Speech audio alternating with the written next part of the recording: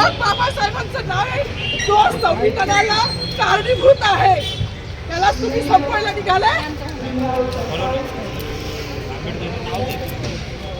पालकमंत्र्यांची फार मोठी चूक आहे मॅडम, माफी मागणार नाही, पण पालकमंत्र्यांची चूक पदरात घ्यावी.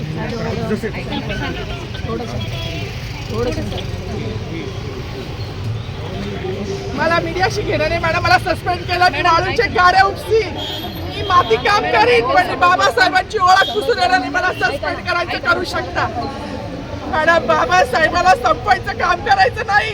26 जानेवारी 15 ऑगस्ट मध्ये मी नाही मानत, पण लोकशाही मॅडम तुम्ही सुद्धा संविधानामुळे आहात, पालकमंत्री सुद्धा पालकमंत्री संविधानामुळे आहे.